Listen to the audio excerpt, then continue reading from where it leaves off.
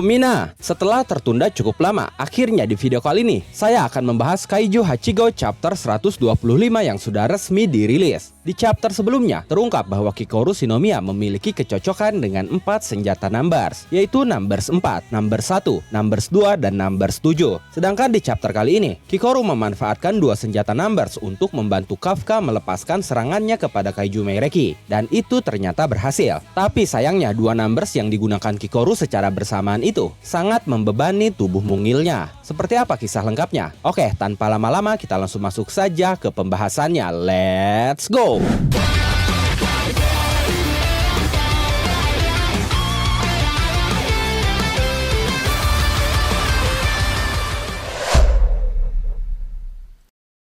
Di chapter ini terdapat sebuah catatan editor yang berbunyi, bangkitnya sebuah potensi tersembunyi. Catatan ini merujuk kepada Kikoru yang membangkitkan potensinya ketika menggunakan numbers. Chapter 125 ini sendiri diawali dari pertarungan para pasukan pertahanan melawan Kaiju Meireki, khususnya Kafka dan Kikoru, yang hingga saat ini masih menjadi salah dua yang bertahan. Saat itu Kikoru sudah bersiap menembak Kaiju Meireki dari atas. Dia berkata di dalam hatinya, "Tunggulah aku papa, kali ini aku pasti akan mengeluarkanmu dari sana."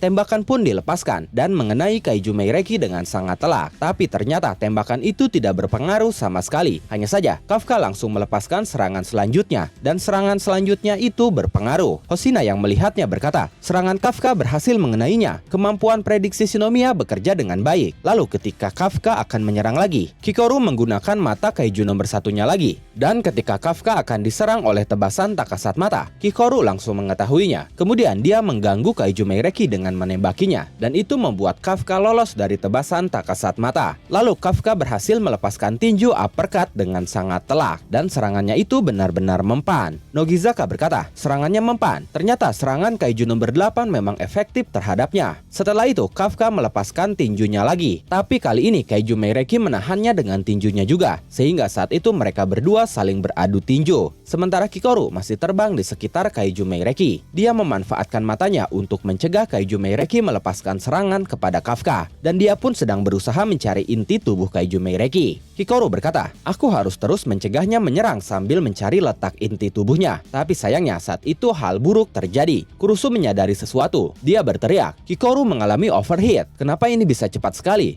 Hoshina yang mendengar itu berkata di dalam hatinya, wajar saja, bukan hanya belum terbiasa seperti Komandan Narumi, dia pun menggunakan 2 buah senjata number secara bersamaan. Sudah pasti tubuhnya tidak akan bertahan lama.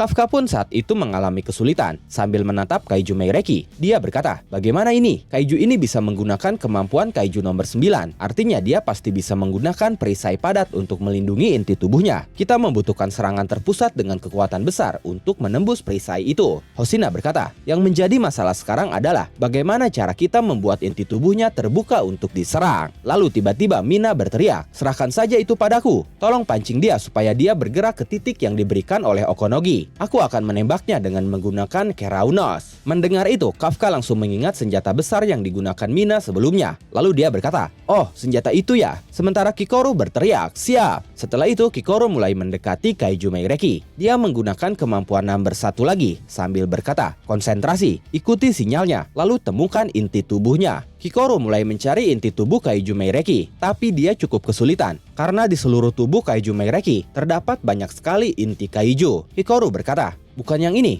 yang itu juga bukan. Inti tubuh semua kaiju yang menyatu dengannya adalah tipuan untuk menyembunyikan inti tubuhnya yang asli. Lokasinya pasti lebih dalam lagi. Saat Kikoru sedang berkonsentrasi, lagi-lagi Kurusu memberi informasi tentang Kikoru. Dia berkata, nilai pelepasan kekuatan tempur prajurit Shinomiya menurun sebanyak 12%. Tapi Kikoru tidak peduli. Dia terus berkonsentrasi untuk menemukan inti tubuh Kaiju Meireki. Dia berkata, temukan.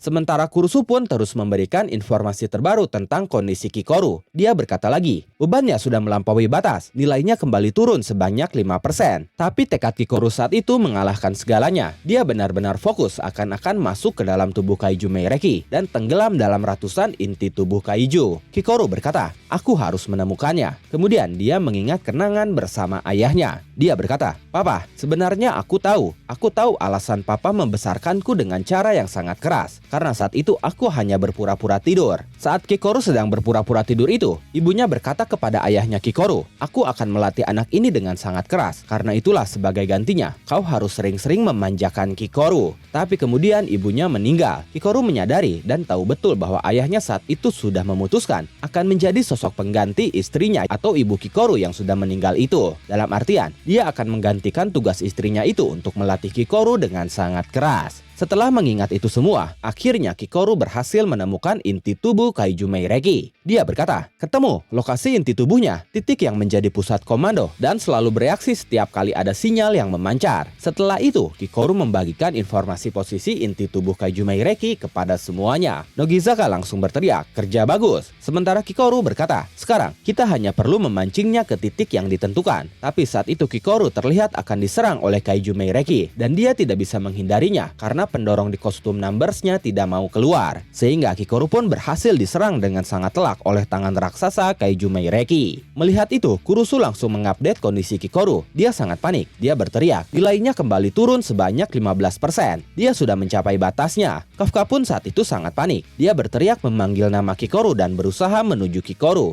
Tapi justru Kikoru berteriak, "Jangan kesini. Sudah kukatakan kan Kafka Hibino, kau sudah tidak perlu menolongku lagi. Aku pasti akan menunaikan tugasku. Aku baik-baik saja." Setelah itu Kikoru mulai menembaki kaiju Meireki lagi sambil berkata, "Aku tidak akan kalah dalam situasi sesulit apapun atau dari kaiju sekuat apapun." Saat Kikoru menembaki kaiju Meireki, Kafka langsung melepaskan tinjunya yang membuat kaiju Meireki terhempas secara perlahan menuju lokasi yang sudah ditentukan. Melihat itu, Okonogi berteriak, "Saat ini jarak 150 meter menuju titik yang ditentukan." Tapi saat itu kaiju Meireki tidak hanya diam saja, dia pun melakukan perlawanan. Dia menembakkan tembakan dari mulutnya ke arah Kafka secara bertubi-tubi. Tapi saat itu Kafka berhasil menghindarinya dengan cukup mudah. Kikoru berkata lagi di dalam hatinya, "Entah itu Komandan Narumi, Mama, Papa, atau siapapun juga, aku pasti akan menjadi prajurit pasukan pertahanan yang lebih kuat dari kalian semua." Kemudian setelah tembakan beruntun, Kafka langsung ditandai oleh segel dari tebasan takasat mata. Tapi Kikoru lagi dan lagi sudah mengetahuinya, jadi dia menembakkan tembakan yang cukup kuat untuk menggagalkan tembakan takasat mata itu. Sementara Kafka yang berhasil lolos, langsung melepaskan tinjunya lagi,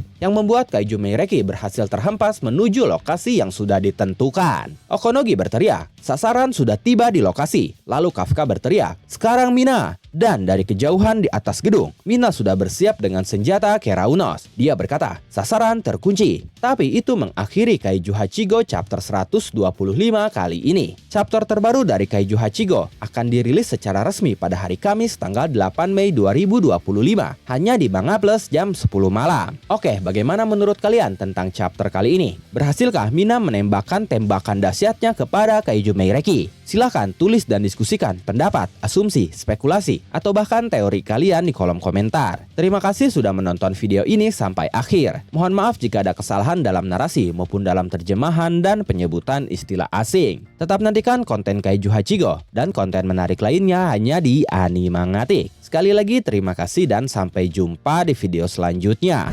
Animangatik